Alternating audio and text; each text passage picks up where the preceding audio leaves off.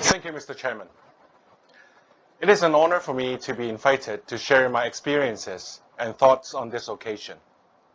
Also, a very good afternoon to fellow distinguished panelists.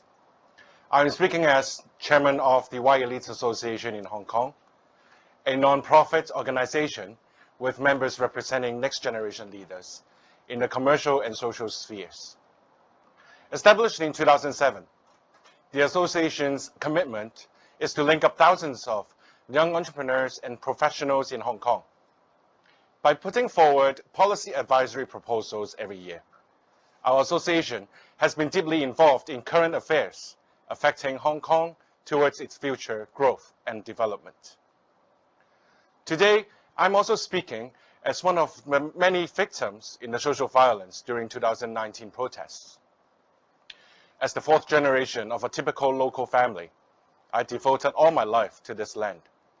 As a startup co-founder, I also spared no effort in helping the local culture and lifestyle on my e-commerce platform. However, I had to face with endless anonymous cyberbullying every day during the chaos, because I didn't stand with the violence, and instead, I voiced out for rational discussion under social discipline. As a result, I had to withdraw from my business to protect my family and business partners from being targeted. In 2019, I suffered with the city that I love. Today, I am here to offer a perspective of what is our belief in Hong Kong on a factual basis. Hong Kong, a city bridging its motherland to and for the international market, has been operating under the one country, two systems principle since 1997. Under this principle, the city's prosperity has continued to be safeguarded by its world-leading institutional environment, market efficiency, and social stability. In 2019, such foundation and the core value of Hong Kong was threatened by months of violent protests. The alleged freedom-failing radical acts, in fact, was at the expense of social order and created immense business interruptions and uncertainty. To end the social chaos which conflicted the spirit of the rule of law, the national security law was legislated in 2020. After 1 year of implementation, the bounds of economic indicators self-explains the necessity and the effort of the NSL, which had enabled Hong Kong to enhance its global competitiveness, maintaining as one of the most autonomous markets in the world. The only thing that has changed is a more diversified blueprint and a refreshing political environment under the new electoral arrangements. To dive deep, I would like to cite the key indicators used in the World Economic Forum Yearly Global Competitiveness Report, namely the institutional environment, efficiency, enhancers, and innovation.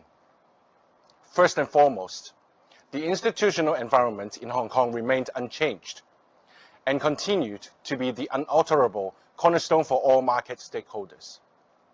My dear friends, could we ever imagine bodily harm, exposing personal information, and damaging private properties happening in an international city ruled by law? I believe such radical acts are also unacceptable under any form of governance. Without prejudice to the independent judiciary, the NSL was introduced to prevent, curb, and punish such widespread violence and malicious activities endangering both public and national security. Early this year, the chairman of Hong Kong Bar Association, Mr. Harris Paul, made the following statements. Hong Kong's legal system is as good as it's ever been. And he emphasized that Hong Kong has been a place where one has the best chance for a fair trial, and generally speaking, that has not changed. This statement endorsed the irrefutable fact that a proper legal system will continue to serve and benefit all Hong Kong residents for the life and property, basic rights, and freedom. Secondly, the efficacy of government and market remained unchanged. According to the World Competitiveness Yearbook 2021, Hong Kong ranked top in government efficiency and remains amongst the world's top 3 positions in tax policy, business legislation, and management practices.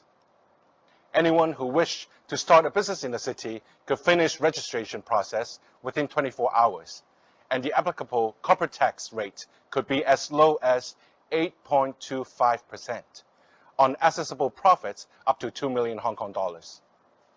Amid such a favorable business environment, a total of 99,405 local companies were newly registered in 2020. As of August 2021, Hong Kong's economy grew 7.6% in the second quarter from a year earlier. The amount of IPO funds raised in Hong Kong over the past year has exceeded 500 billion Hong Kong dollars, representing an increase of more than 50% over the past 12 months. The average daily turnover of Hong Kong stocks has also reached 160 billion Hong Kong dollars, nearly 70% higher than the situation before the implementation of the NSL. Hong Kong remains as the dreamland for all business owners.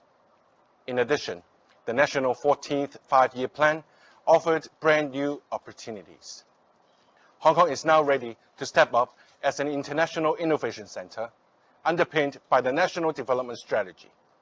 The National 14th Five-Year Plan encouraged Hong Kong to leverage on its access to domestic resources for its innovation sector and embraced a positive attitude in striving further development amid the headwinds, opening up opportunities, especially for young people who are interested in technology. Earlier this month, the central government also announced 2 ambitious plans related to the Greater Bay Area.